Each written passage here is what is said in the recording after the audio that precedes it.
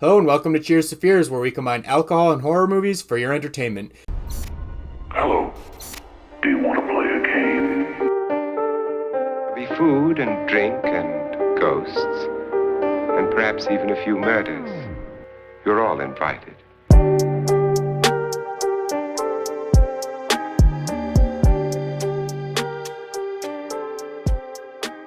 Today we are making a drinking game for the 5th installment of the Insidious franchise, Insidious, The Red Door. Insidious 5 was directed by Patrick Wilson and written by Leigh Whannell and Scott Teems. Patrick Wilson is not really well known as a director because he is foremost an actor. Some of his famous roles were Ed Warren in the Conjuring universe, King Orm in Aquaman, and of course Josh Lambert in the Insidious franchise. So it's safe to say that Patrick Wilson and James Wan are very close.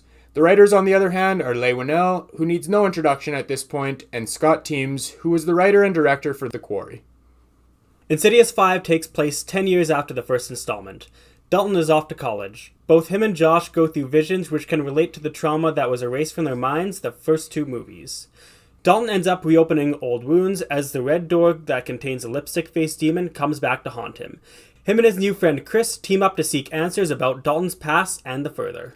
Just a bit of a forewarning, the drinking rules do have mild spoilers in them, but nothing that's really going to take you out of the movie if it is your first time viewing Insidious The Red Door. We also are not going to include any rule totals this time around because we want to keep the movie spoiler-free as possible, and it just came out this year, so it's something we do with newly released movies, just, again, to avoid more spoilers. But anyways, let's move on to the drinking rules. Yeah, starting with death, as always. Yeah. See a death, you take a drink.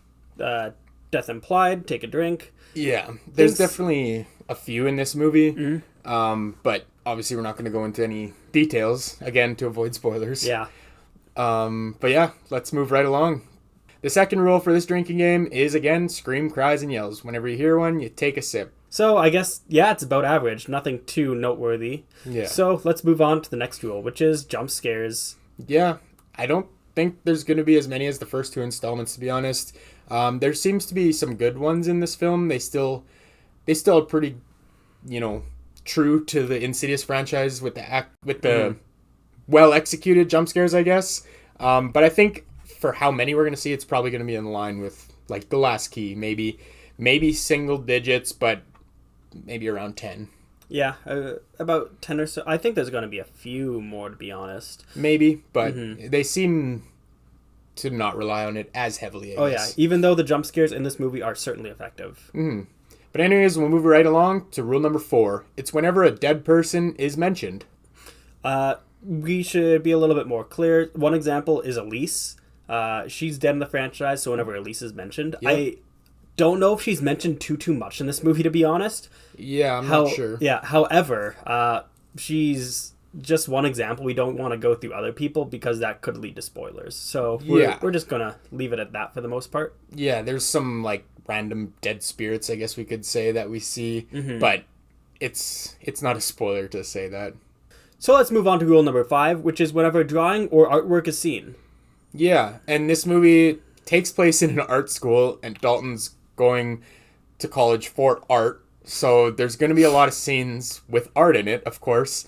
And yeah, I'd say it's mercied fairly often as a result of taking place in art school. So just be prepared that this will probably give you a decent amount of sips, I guess. I think it's probably going to be the highest. Probably. Yeah. Now let's move on to a rule that typically gives us the most amount of sips in previous Insidious drinking games. It's whenever you see a supernatural entity. Again, I don't think this is super extravagant, especially in comparison to the first two entries. Yeah. I don't think it's going to be too bad, but I think it's going to be at least over 10. Yeah, I think it'll be in the double digits for sure.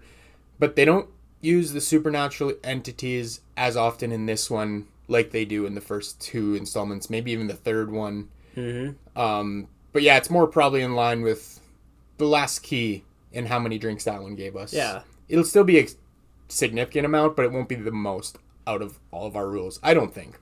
Moving on to the next rule, we've got whenever somebody is in the further or the further is said. Yeah, and I think this one kind of brings the further back into the forefront, this installment, I mean, because I'd say in the third and fourth one, they don't go into it as frequently as this one, like as the first two and this one. Yeah, you kind of see some old places such as Lipstick Demon's Lair, so that's interesting, nostalgic.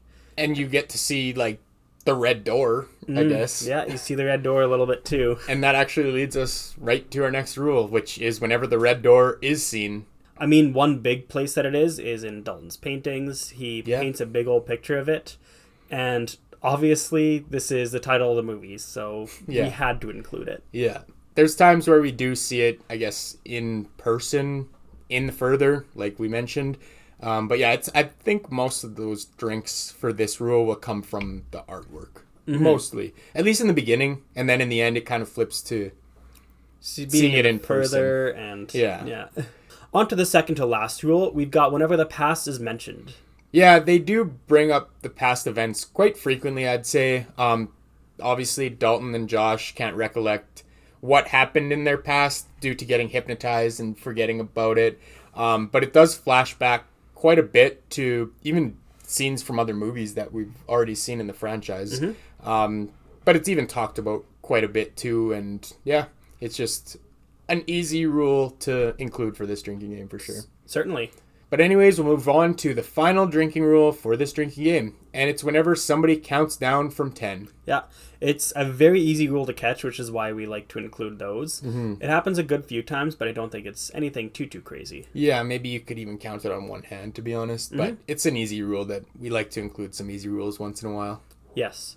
Just a reminder, as we previously mentioned, that we don't have totals for this drinking game, just to keep it as spoiler-free as possible. However, that's not going to stop us from speculating on how many sips this could have been. Yeah, so if you were to ask me how much, I would guess around 4.5 or 5 drinks in total.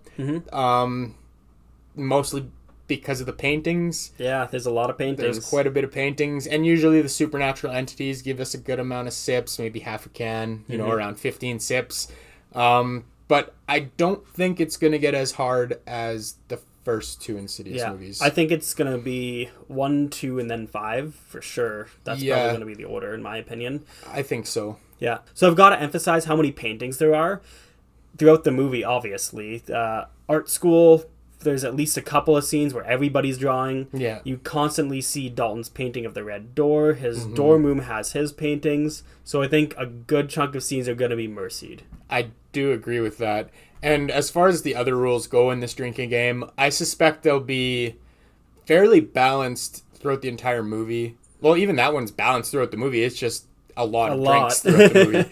But I think all the rules in general will be balanced throughout the whole movie and not like heavy at the end or heavy in the beginning or anything. I think they kind of balance out nicely in that sense. And hopefully keeps it consistent. Obviously, we don't know for sure because we didn't count them or anything like that. But yeah, I think it'll be pretty consistent.